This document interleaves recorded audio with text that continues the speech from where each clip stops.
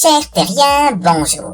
Ici Gus, l'alien, qui vous parle depuis la Lune. Alors c'est un grand honneur de vous rencontrer, mais je dois dire que je m'attendais à autre chose, mon vieux. Est-ce que tu dis ça parce que je suis tout vert, espèce de raciste? Nous nous retrouvons aujourd'hui pour une petite critique lunaire, à nouveau consacrée à un film d'action Netflix. En duplex, nous accueillons bien sûr mon camarade Will. Tu nous entends, Will? Ouais, je suis là. Bien. Aujourd'hui, nous allons parler de Tyler Rake 2, ou Extraction 2, avec Chris Hemsworth dans le rôle titre. Le film fait suite à un premier volet sorti en 2020 sur la plateforme, et qui avait fait sensation grâce à ses scènes d'action chorégraphiées à la John Wick, en un peu moins dansant. En effet, c'était assez impressionnant et j'en garde plutôt un bon souvenir. Je revois dans ma tête des mouvements rapides, une caméra qui suit parfaitement l'action, et surtout ce fameux plan séquence assez fou, même s'il est bien évidemment truqué, où la caméra passait d'une voiture à une autre et d'un lieu à un autre. Dès lors, il était évident que ce second film serait attendu au tournant sur les mêmes points. Il y avait aussi une ambiance particulière dans le premier, dû au fait que l'action se déroulait en Inde. Alors Will, est-ce que tu attendais ce film? Ouais, j'avais assez envie de voir si l'équipe allait réussir à dépasser ses petites prouesses de 2020, et puis... J'aime bien Chris Hemsworth. C'est un acteur qui ne brille pas forcément par de grands rôles de composition, mais il rend très bien en action man, et je trouve que quand il doit jouer la comédie, il a un côté pince sans rire assez désopilant.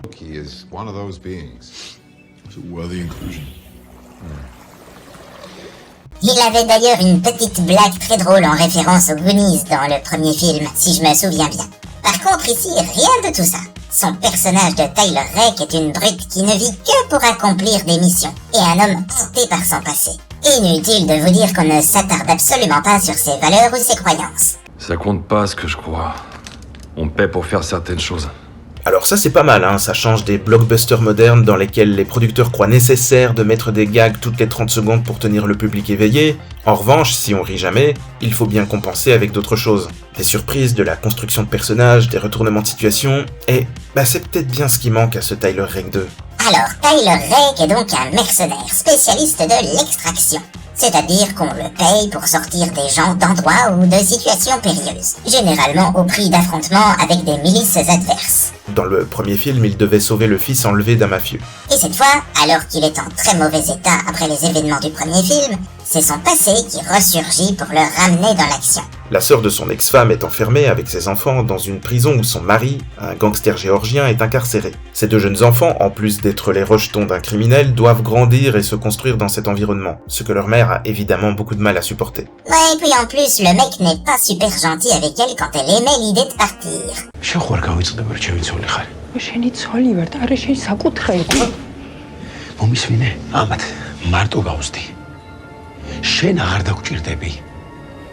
On a donc Idris Elba, dont on ignore pratiquement tout, mais pourquoi s'embêter à écrire les personnages, qui vient à la rencontre de Rake pour le charger d'extraire la petite famille de prison. Évidemment, la mission ne se déroulera pas sans accroc, et le mercenaire devra une fois de plus dégommer du méchant de service à tour de bras en utilisant toutes les armes ou les objets qui lui passeront sous la main. Alors mon cher Will, qu'en as-tu pensé ? Bon je vais pas être très original je pense, les premiers avis vont beaucoup dans le même sens, c'était sympathique mais en dessous du premier, et je dirais même un peu oubliable, exception faite des moments de démonstration technique. Ah vraiment ? J'ai bien aimé, moi. Non, mais moi aussi. Seulement, ces derniers jours, j'ai revu plusieurs classiques du film d'action, parmi lesquels Speed, évidemment, et 2 fois d'ailleurs, par plaisir et pour notre épisode 2 de l'émission OVNI. Et puis j'ai revu aussi Conner avec Nicolas Cage et Broken Arrow avec John Travolta et Christian Slater. Et en visionnant Tyler Rake ensuite, j'ai pas pu m'empêcher d'y trouver une certaine fadeur en comparaison. Mais à quel niveau? Parce que moi aussi j'ai regardé Speed pour notre émission. Mais je n'y ai pas vu de plan séquence comme ceux de Tyler Rake. Oui, mais un plan séquence, ça fait pas un film.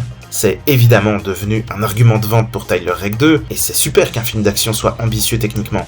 Par contre, ça n'a pas suffi à faire monter en moi l'excitation comme a pu le faire Speed, alors qu'il s'agissait d'un revisionnage et que j'avais déjà vu le film des dizaines de fois. Dans Tyler Rake 2, il m'a manqué quelque chose. Oui, peut-être une vraie construction des personnages, comme je l'ai évoqué juste avant. Déjà ouais, c'est vrai que celui d'Idris Elba n'a même pas de nom. Si, il s'appelle Alcott. Ah en tout cas je l'ai pas entendu. Mon nom c'est pas important. Il y a Olga Kurilenko aussi, qui est là le temps de quelques répliques pour jouer l'ex-femme de Rake. Et Chris Hemsworth, à part le soldat et vite fait le père de substitution, il n'a pas grand chose à jouer. Je peux rien faire d'autre. En revoyant Broken Arrow par exemple, j'ai eu des frissons quand j'ai revu les deux personnages principaux passer de bons amis à frères ennemis sur fond de ce petit thème musical génial qu'on entend aussi dans la saga Scream. What a terrible thing to say.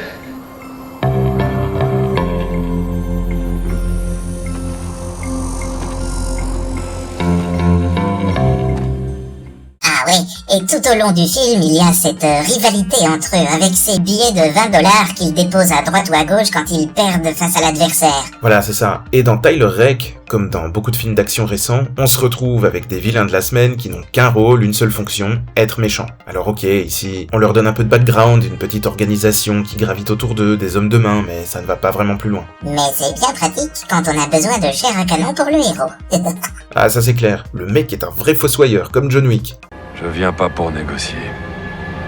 Bon, ok, et il manque quoi encore, selon toi? Il y a un instant, j'ai évoqué les thèmes musicaux aussi. Quand on me dit Speed, Une journée en enfer ou Broken Arrow, j'ai tout de suite des thèmes musicaux qui me viennent en tête. Et là, je parle même pas d'Indiana Jones ou Jurassic Park. Avec Tyler Rake, c'est juste impossible de se souvenir de la moindre note. Ah oui, ça c'est vrai. On pourrait refiler le job à une intelligence artificielle que ça changerait rien. La musique ici, c'est vraiment un bruit de fond, qui va rythmer les scènes d'action, mais qui ne doit surtout pas distraire le spectateur une seule seconde. Et c'est vraiment dommage, parce que un thème musical, c'est parfois suffisant pour iconiser un personnage. C'est ce qui marche très bien dans la série Mandalorian par exemple. À chaque fois que le personnage apparaît, il y a le thème principal ou quelques sonorités particulières qui l'accompagnent.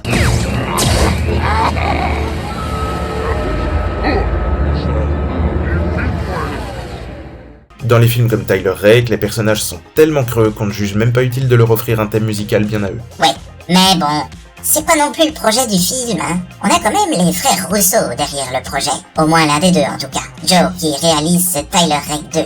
Depuis leur passage chez Marvel, on peut dire qu'ils se sont spécialisés dans le cinéma de cascadeurs et de techniciens, avec, c'est vrai, des scénarios qui tiennent sur le coin de la table. Je pense qu'il faut simplement prendre leurs films pour ce qu'ils sont. Ah mais bien sûr, je sais. C'est pour ça que j'enterre pas le film d'ailleurs. C'était bien, mais à aucun moment ça ne sort du cadre qui a été bien délimité avant. Et je trouve ça un peu dommage, parce qu'on peut dire ce qu'on veut, mais un film c'est quand même un tout. Bon d'accord. Moi je serais un peu moins dur que toi. J'ai trouvé que la bande-annonce était une note d'intention. Et j'ai en quelque sorte accepté le contrat avec le film avant de le regarder. Je savais ce que j'allais voir. Par contre, je suis d'accord, c'est moins bon que le premier, et au niveau de la construction, c'est un peu problématique. Ouais, tu veux parler du rythme du film ? Non, plutôt la manière dont les scènes d'action sont disposées. On l'a dit, Tyler Rake 2 s'est vendu sur l'argument de la longue scène en plan séquence, qui devait faire écho au premier film.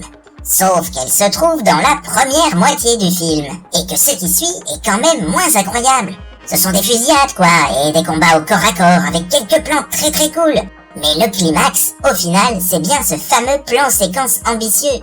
Il dure tout de même 21 minutes et nous fait passer d'un environnement à l'autre en temps réel, se permettant en plus de commencer de nuit pour finir au petit matin. Ouais, d'ailleurs quand on y regarde de plus près, le jour se lève vachement vite quand même. Oui, mais ça va, c'est plutôt discret. Disons qu'au premier visionnage, c'est pas forcément facile à repérer. Par contre, la fin du film est très oubliable. Pif paf pouf, un petit combat à 1 contre 1 sans grande cascade. Il y avait clairement un goût de trop peu. Voilà, donc c'est pas mal, mais c'est clairement pas un film d'action qui fera date. Mais par rapport au premier film, on y a même perdu au niveau des environnements. La moiteur assez bien rendue dans le premier volet, en Inde, est remplacée ici par le froid. L'objectif était simplement de ne pas répéter visuellement le premier film, et la case a été cochée comme quelques autres sur le cahier des charges. On conclut là-dessus ? Je crois que c'est bon, ouais. Eh bien voilà, chers terriens, vous avez notre avis sur ce Tyler Rake 2. C'est un bon moment, mais il faut avoir pleinement conscience de ce que vous allez regarder. Et tâchez de ne pas l'oublier pour les prochaines années, parce que, a priori, on est parti sur une franchise Tyler Rake. Ah oui, la fin laisse assez peu de doutes sur ce sujet. Merci à tous de nous avoir suivis, et on se retrouve bientôt pour une nouvelle critique lunaire. Que tu le crois ou non, c'est plutôt difficile de laisser quelqu'un qu'on aime s'en aller. En attendant, n'hésitez pas à aller regarder notre épisode 2 d'OVNI, l'émission des objets filmiques non identifiés pour un alien comme moi, et pensez à commenter, laisser un petit pouce en l'air et à vous abonner. Sinon quoi? Tu vas me rouler sur les pieds, c'est ça? Non, mais souviens-toi bien que j'ai un gros canon laser pointé sur ta planète. Tu peux pas t'empêcher de le rappeler, hein. Salut à tous.